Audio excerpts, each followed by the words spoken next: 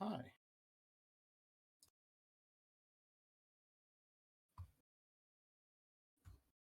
I can hear you. Can you hear me? Go ahead.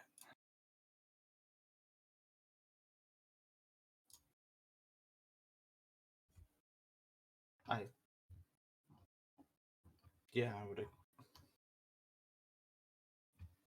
But I mean, Brandon and Carl are. Hello? Hello. Stupid volume settings.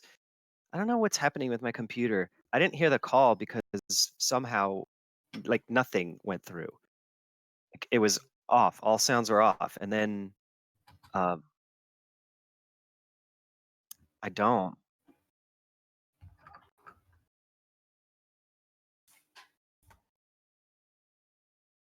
Yeah, that happens to me when I have it on, but it's definitely not on right now.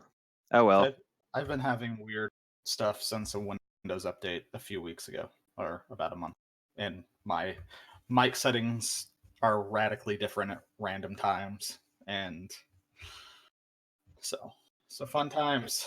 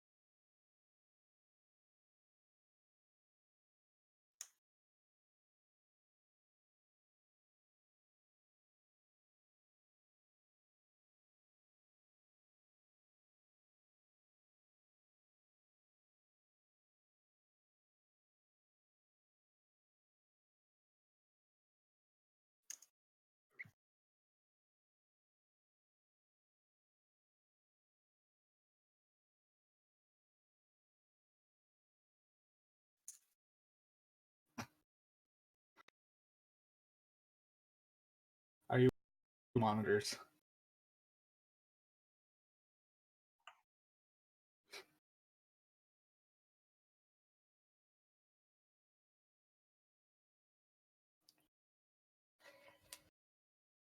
Oh, okay.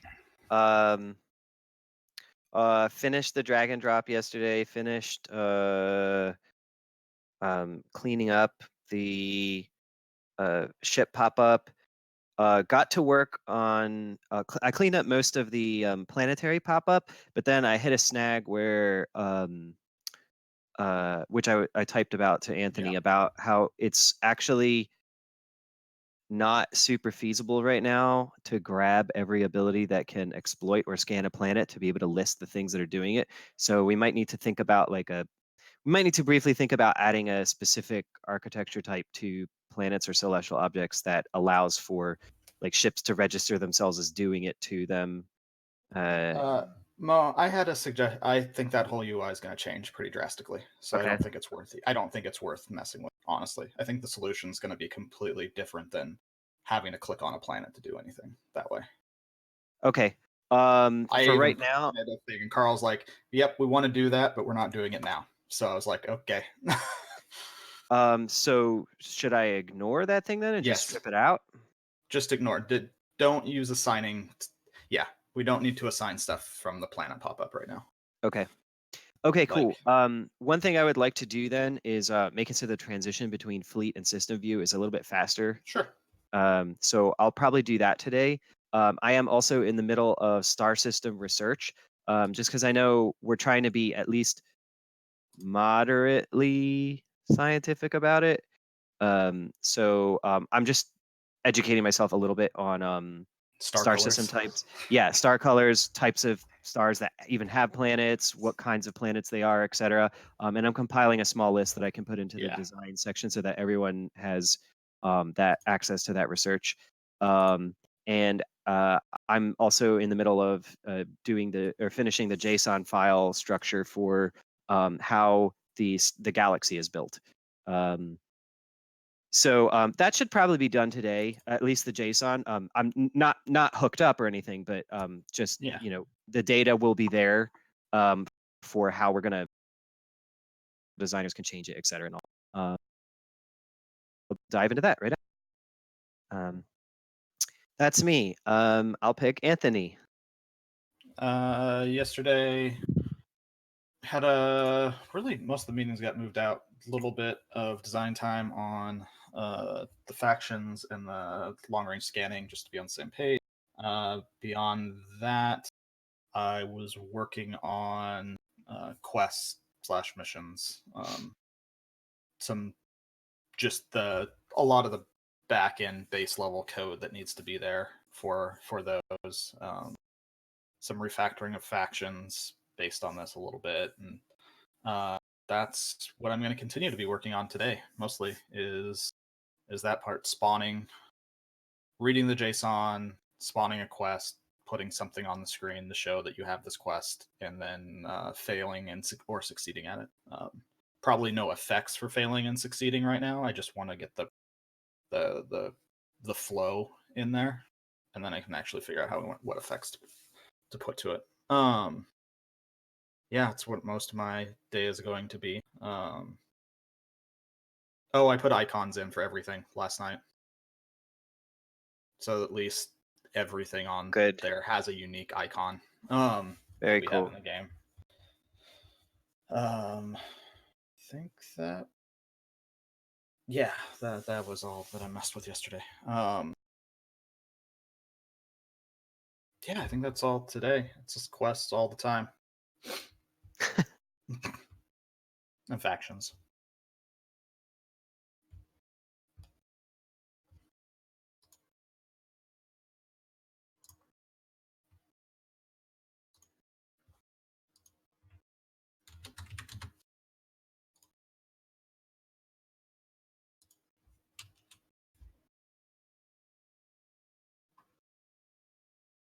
Sweet.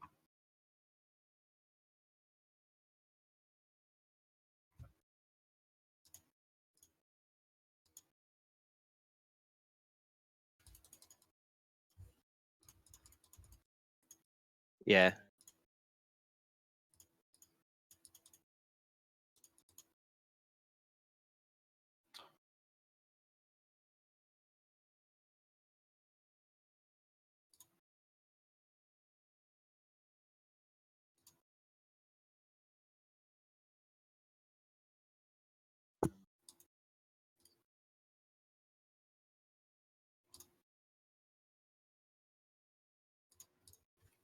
Nice.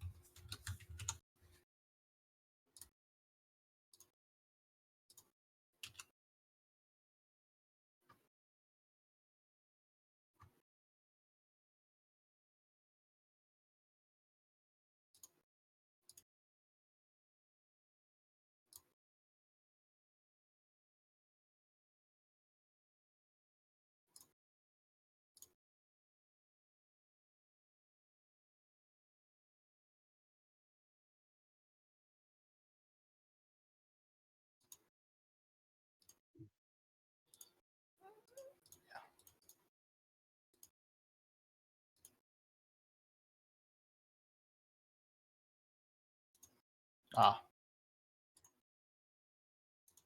Okay. Yeah, can you put a bug on, or never mind, I'll put a bug on the board. I can do that right now. they have it up right now. There's also weird. I'm sure you've noticed it, like alignment issues. Like the panel is like going crazy. Wait, which panel? The ship details, like it fluctuates in width, and sometimes stuff extends off the board, off the side, and Oh, like so it's supposed to fluctuate in width, but the part that gets me mad is that it lets stuff go outside of it's supposed to expand its width based on how much the content is, and I don't know why it doesn't sometimes.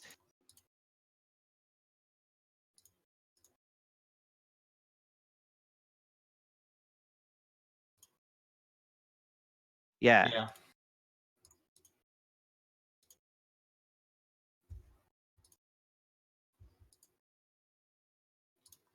Can we pair up on that a little bit later? Because I have some ideas of what to look up just based on when I used to code Flash all the time. And I bet Unreal does something moderately similar, like with rendering and validation and stuff like that.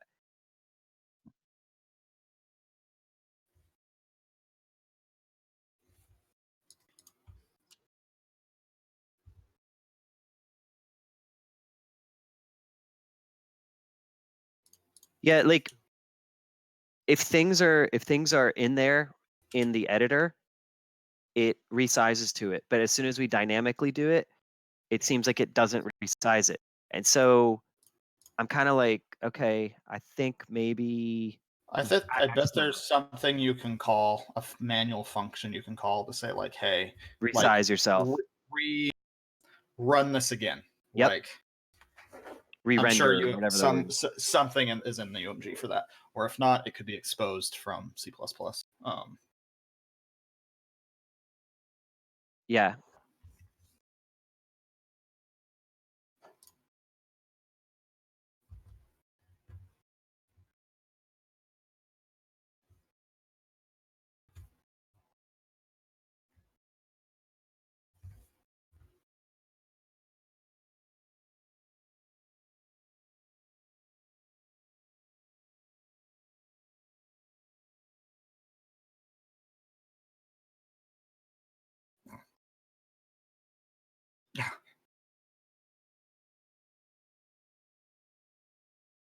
Yeah, I mean, I haven't touched that thing at all. Like, is it still just a black box? Yeah, that's what I thought. Black box with some font. Yeah. Uh, yeah.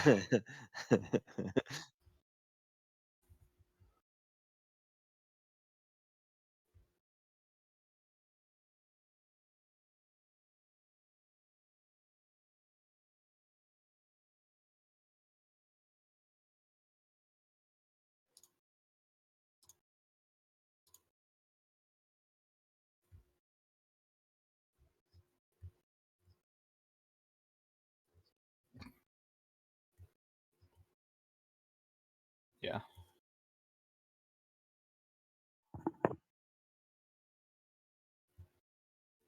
Okay. uh, Not really. I mean, I could show you. I could show you the stats that I got from planets. Like, it's pretty boring though. I mean, it's sciencey. I'm sure. Like, you guys are nerds like me, so you'd probably like it. But Oh, for like star systems. yeah, I could. Let me Yeah, I'd love to. mouse. So, I was just writing it down. So, let's see if I crash. We'll see. Oh, I So how do you zoom? Control plus mouse wheel up. There we go. So there's 7 classifications. Only 3 of them would, from a science perspective, only 3 of them would have the possibility really of having habitable stuff. I guess it's technically possible for some of the other ones because we don't know everything about this, the galaxy right now. But um, O planets are just enormous giant things that just don't even have planets. B planets are also enormous giant things. You're gonna have maybe some uh, like you might possibly find a planet there, and it's almost definitely not going to be like frozen planets. The white or bluish white ones will have common gas giants, but rare other stuff. So those are all the ones that are too big. They're like way bigger than the sun, and because of that, it's really difficult for planets to form in any kind of way that could support life. Um, Habitable planets are F, G, and K. Our sun is G. So we've got the white, yellow, and orange planets there. Um, the For our game, so technically, habitable planets should be very rare everywhere. But obviously, for our game, we need to skew in favor of having them more common than that. Otherwise, it would take you probably thousands or tens of thousands of jumps before oh, you even sure. have a chance of finding one. So that's why I'm just calling it like habitable is rare on the F and K and moderate on the G stars. Other planet types are just pretty much common around the stuff. Oh, I forgot one more thing. Um, Very rare. And then The majority of the galaxy is M star planets, red dwarfs. They will not have habitable planets. They will have very. It would be an extremely rare circumstance to even be able to support a gas giant because these are small stars. And frozen comets are planets like Neptune and stuff like that are going to be really common, and other ones would be also kind of common. So that's what I got from this morning, at least. It feels like a good place to Yeah. um, and just getting the names for these into the JSON and the stats for the kinds of planets that they're going to have. Um, and and then so what I plan to do after that is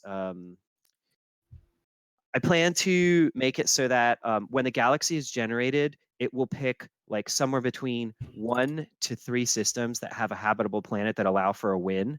It's going to start with 1, and then it'll plot a course backwards based on the number of jumps that it would take if you did optimal jumping to it, right? And then we'll add some other systems along the sides that it kind of think of it like a tree, like branching out in different kinds of ways, and have some other things. All of them will eventually collapse back into a final point, but the method by which around you go there will be based on the minimum and maximum number of jumps. So it's going to be like there's a path that you can trace through, and it can crisscross itself and everything else, but it's just going to be between a minimum and a maximum number of jumps for the game length. Yeah. And eventually, you will get to a planet that's habitable. Like there will be a starting point and an ending point, and everything else just balloons out from it. Yeah, exactly. Actually, that's exactly what it's like. I didn't even think about that, but yes. Um, yep. Uh, so that's what I'll do. And I mean, the difference will be that it won't be the exact same amount of rooms no matter what, like the Slay the Spire. It'll be a what's it called? Number of jumps. Yeah. And you won't have perfect information Yeah. to plan your path. You're there's gonna be no way for the player. I mean, well, other Right than in the now, JSON, there's no way for the player to in know. in in JSON, they're gonna like people who data mine our stuff are gonna be able to see like the maximum amount of jumps is gonna be 12 or 26 or whatever it is, right? Yeah. And um, so if that's the case, then they'll know that at most I have this many jumps. But during the game, there isn't actually going to be a way for anyone to be able to tell exactly how many Yeah. jumps they're gonna need, and so they're still gonna have to adapt on the fly, even with that knowledge of like what does my fleet need right now, and what's the next system choice is going to give me. Yeah. Which I think is a good thing. That's a really good thing. Yeah. Yeah. Um, so that's what I'm doing, and then once I have the JSON in and hook it up to Galaxy Creation, I will then hook that into the long range scanning UI that exists, and modify it for whatever. Sorry, there's fruit flies everywhere. You know how I drink wine. Um, Dude. um, and so that's to be honest, I think that's going to take me at least all of the rest of the week, um, if I'm guessing correctly. Yeah. It's exciting though. It was kind of fun doing this. Awesome. Yeah. Have you guys heard of tidally locked planets? Uh-huh. I had never heard of this before. Yep. Where they're just like they're permanently facing the sun Yep. the same way. I'm like, whoa, Yeah. that's awful. One side's gonna get really sunburned, the other one's gonna get Yep. frostbite. Yep. Um, while we're talking, I'm doubling the speed of the view transition. Yay, thank you. It's 2 numbers. Like Cool. that's all. I Thank hopefully you for that. that's good enough. Yeah, I'll hop on that ship captain bug right away because I was already in that code earlier anyway, so Yeah. I do not mind getting on that. And if we run out of captains for some reason, I can't imagine we're gonna make JSON that makes that happen. But if it happens for some reason, it'll just default to doing the 0 captain multiple times. Index 0 captain. Oh, I'm gonna add a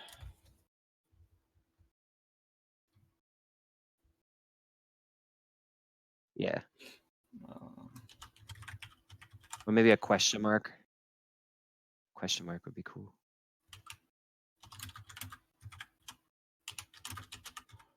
Oh, I'm putting in a bug again. Yeah. he's so cute. And he heard what a cutie pants.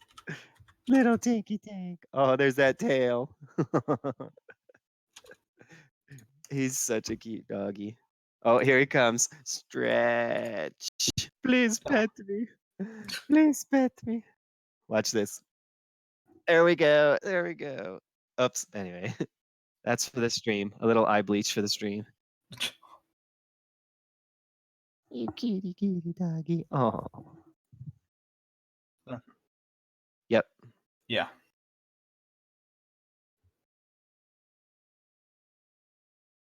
All right. Later. Okay. Bye.